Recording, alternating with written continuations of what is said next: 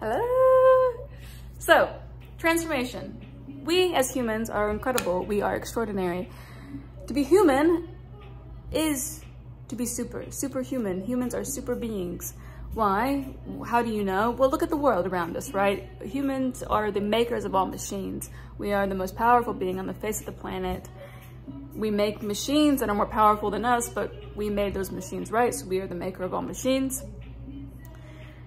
If you are watching this video and you feel disempowered, you feel disenchanted, you feel like there is no point, you long for a change in your life, you want to be someone different, but you are just like feeling your way in the dark and you are deaf and blind, blah, blah, blah. This video is for you because I'm going to share with you the arc of my journey of transformation from being an incredibly disempowered person, trapped in darkness, trapped in so much emotion and really struggling, to where I am now, which is someone who's successfully employed, well-respected, well-connected, and living a vibrant, healthy, connected, and fulfilled life. So, how do you do that? What's that story like? So, to give you some background, where I come from, I was born in Houston, or born in a little town outside of Houston, Texas, United States, in '96, so I will be 27 this month. And I was born missing my right arm. So family, totally surprised, did not expect me. They were expecting a boy and they were also expecting a perfectly healthy baby. That was not true. I was born with like this sack of bones that was in the configuration of a bird wing and was totally not usable. So they amputated that. I have like this scar that goes like this. And then I also had another problem where I had a hole in my diaphragm and my liver had slipped up through that hole and was sitting on the diaphragm. And so they had to open me up. I have a huge scar that goes like around my back and I had to be in the hospital for like 3 weeks. Big welcome event, right? Me into the little me into the big world.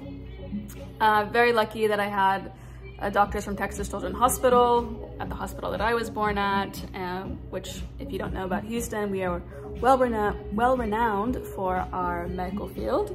So I was lucky to be born here, and lucky to be born in the United States with a culture who is somewhat more open to disability than other countries, especially. So that's my beginning stages. When my mom got pregnant with me, my parents, they have different stories of what their history was. My mom has one story, my dad has another story.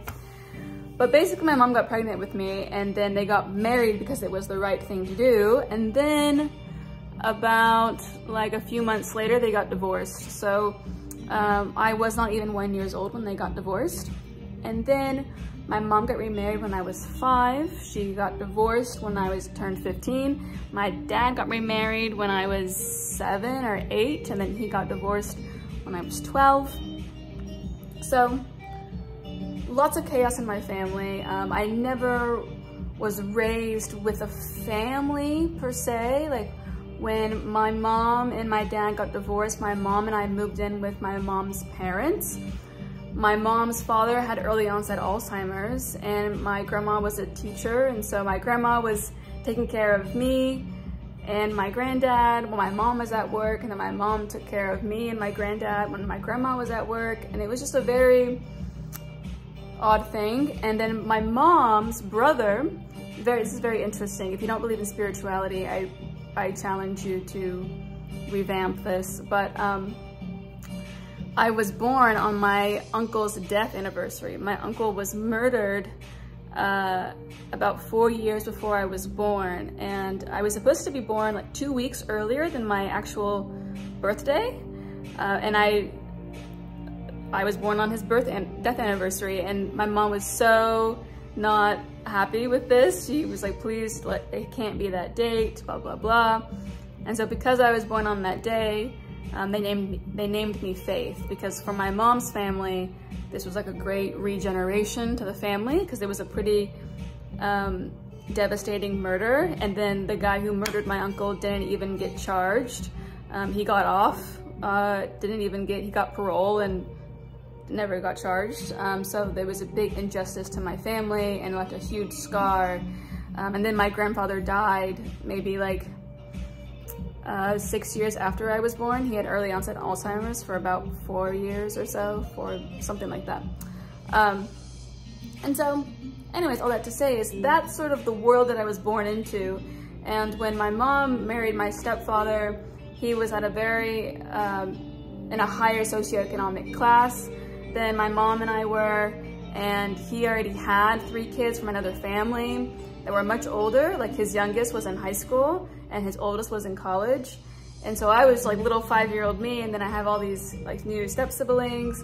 And it was a very controversial marriage because they were 20 years apart in age. And it was rough. It was just a very interesting arrangement. And you know, full of highs, full of lows. The man is still actually a father to me. He still calls me his daughter, even though my mom and him have been divorced now for over 10 years.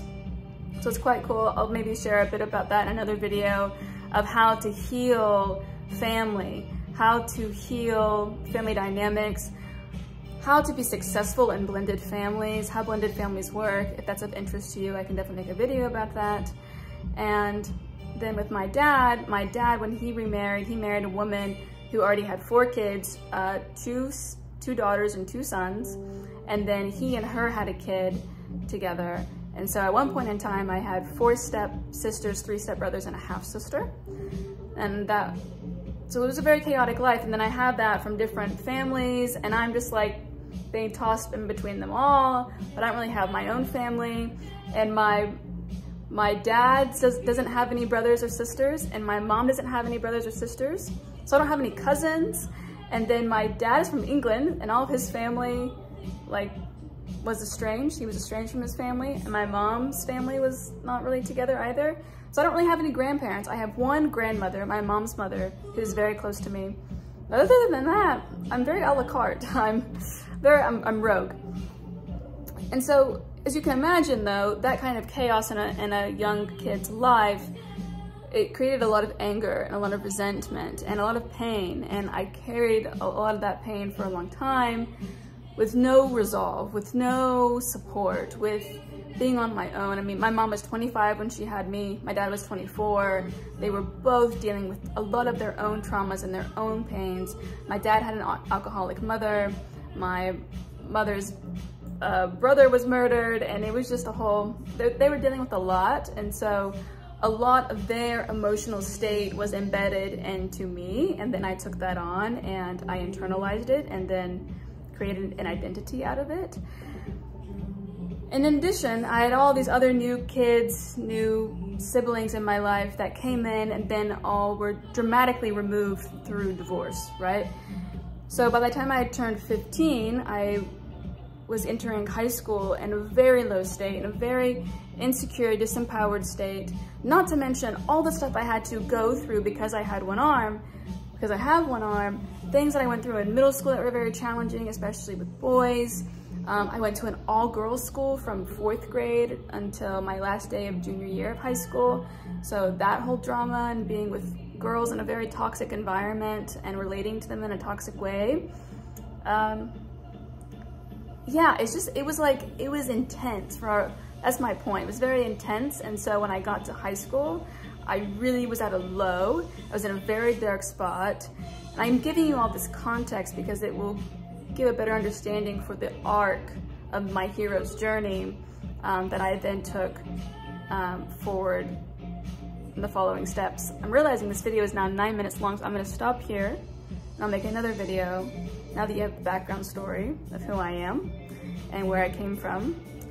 I'll then tell you my arc in the next video, and then I'll tell you after the arc of my hero's journey of saving myself, at least part 1 of saving myself, then I'll tell you where I am now and the tools I've been using, the internal healing I've been doing to heal my internal family system, to heal my relationship with my father, my relationship with my mother. Yeah, it's been a lot, because when my My dad moved away when I was 5. I forgot that. He moved to another state. He moved to Hawaii, which is an 8-hour flight from Houston. And then when my mom got married, my stepfather was a very visible, and he was a mayor of a town. And so she became really a big player, a big key player in his world. And so I kind of got lost in the middle. So I have a lot that I want to share and that I want to teach, coming from this place, coming from what I would consider no family unit. Sorry, mom and dad, but really I did not have a family unit. And coming from having one arm and feeling just kind of lost and alone and not connected or understood. I never went with having to figure out where my next meal was gonna be. I never had to go worrying about my shelter or my clothes. I was very spoiled. My love was bought through gifts. And, but it was very empty emotionally, and very chaotic and very challenging and stressful living situation and environment, and never quite feeling like I belong, not only in my own family, but then of course in the world, having one arm. So